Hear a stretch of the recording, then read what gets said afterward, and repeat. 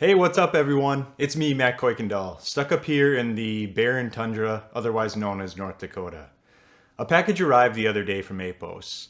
They sent these out for review, but I just want you to know that all thoughts and opinions are my own. No secret handshakes here. Today we have a first. It's a IEM review. I have listened to several, but never had one in for review. Today we have the MoonDrop Aria. It's the new updated version after being discontinued back in 2018, I believe. I'm mostly an open back listener, so this is definitely a shift from my norm, but what the heck, let's see how I like them. Let's start off with the fit. That's vastly important on a headphone.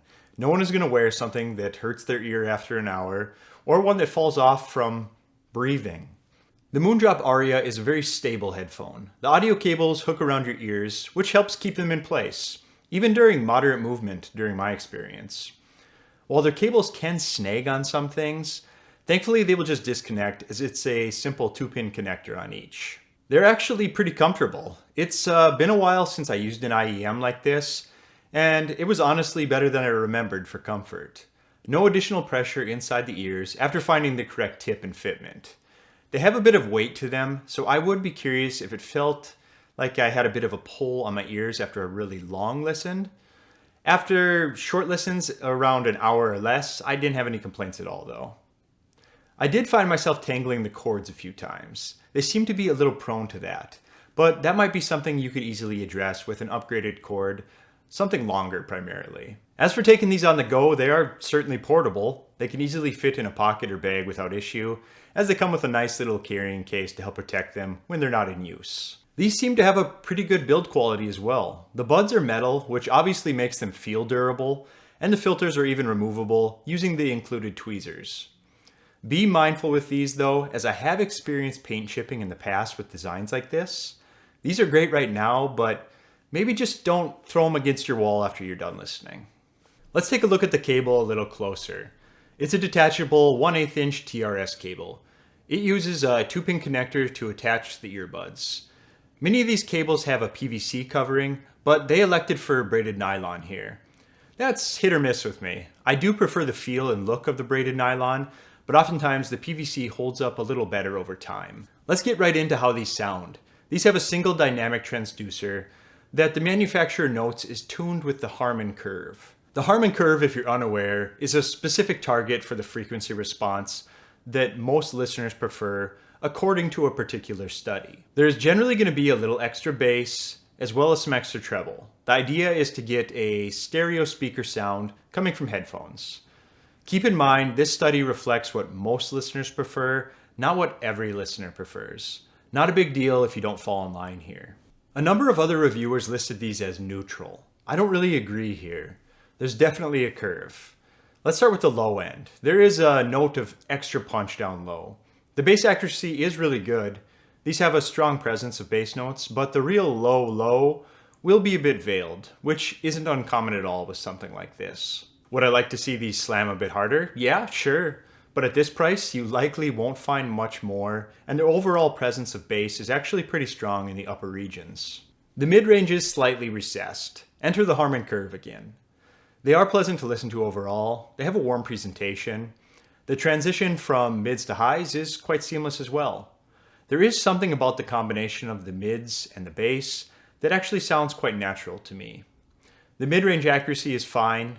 The dip in this region pulls things back a bit, but it ends up being a really easy listen. The treble is fairly accurate sounding. There is a bit of a roll-off in the upper ranges that pulls things back a little bit in the vocals, as well as some of the metal percussions, just a touch. The roll-off removes some of the sizzle or fatigue for some, or others may look at it as a loss of detail. Either way, I found the dip to work out nicely. In my case, it avoided the overly metallic tones that can become tiresome really quickly. As for noise isolation, the noise isolation isn't the best feature. It's not going to block out a whole lot, so don't look for these as a solution to blocking out ambient sounds. These are not meant to be or sold as noise cancellation headphones. Leakage, on the other hand, is good. If anything escapes, it's the really high treble range, and it's really minor. If you're listening to your music at a high volume in a normal environment, others won't hear you listening to Party in the USA. Thankfully. Hey, let me just pull you aside for just a second. Thanks for watching this far. I do really appreciate it. Small channels like this one rely heavily on our audience for support. Please consider liking and subscribing. It opens up doors for me and the ability to get in new exciting equipment reviews that I can bring back to the community. All right, let's get back to the video. So that covers the sound. Now let's get into a quick reasons to buy or reasons you might pass these up.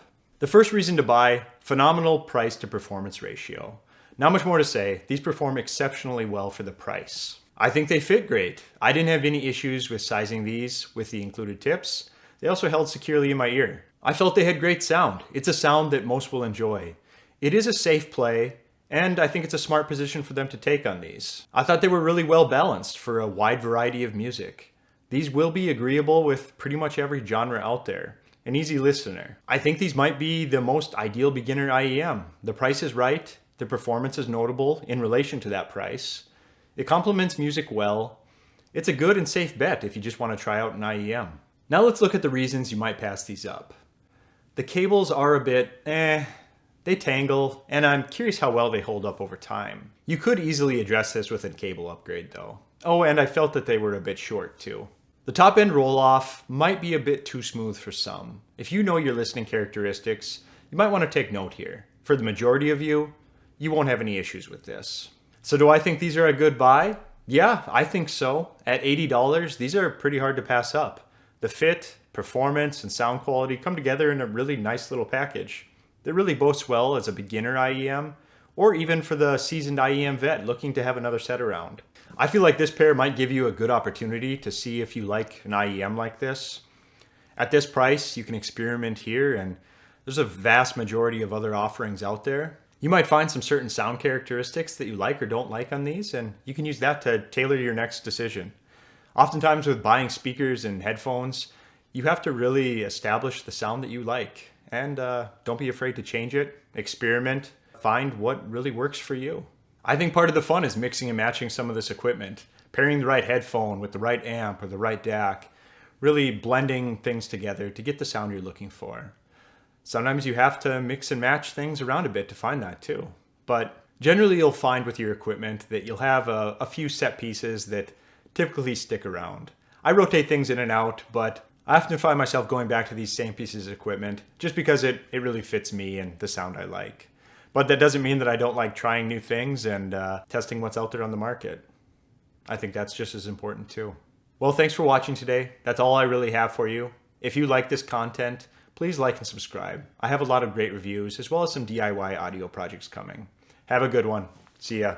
Thanks.